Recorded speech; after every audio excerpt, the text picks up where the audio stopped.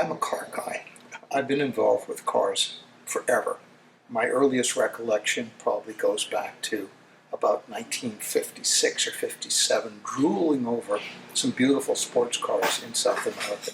My first car when I turned 16 was a 1929 Durant. So I've been involved with cars even much longer than working as a museum professional. My entire career has been basically working in museums. But as I say, my car passion goes back earlier. And so when I had the opportunity to come and be involved with a world-class collection of absolutely fabulous, beautiful automobiles, I jumped at it. What I'm doing right now, which is curating the collection, has come to be my favorite thing because what that involves is researching the history and the provenance of these fabulous automobiles. So peeling back the layers, where did these cars come from? Who owned them in the past? Is just absolutely like playing detective.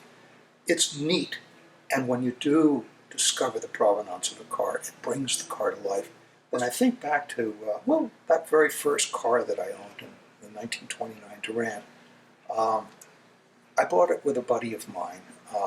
It cost $400, and that was a lot of money. So my buddy Graham put up 200, and I put up 200, and we bought the car together, so we shared it, and we did everything together with the car. And at the same time, I was collecting guns. And by gosh, one of the guns that I had in my collection was a Thompson submachine gun. Well, any of you who've ever watched The Untouchables or any of those old gangster movies know the cars from that era with a gangster and a Thompson machine gun, they just sort of go together. So, of course, Graham and I became Elliot Ness and The Untouchables. And Graham had a wonderful farm in the town of Hawkesbury outside of Ottawa. We would drive out to the farm in the Durant and take the machine gun with us. Well, if you've got an old car and you've got a machine gun, you've got to shoot the thing off.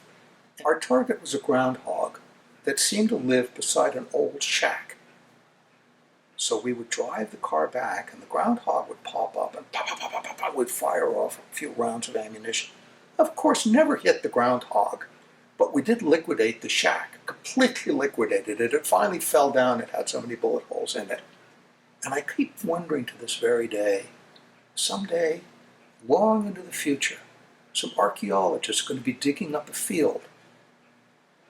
And they're going to wonder why there's a whole pile of spent .45 caliber cartridges all over the place, and probably to declare the War of Hawkesbury, some unknown historical event.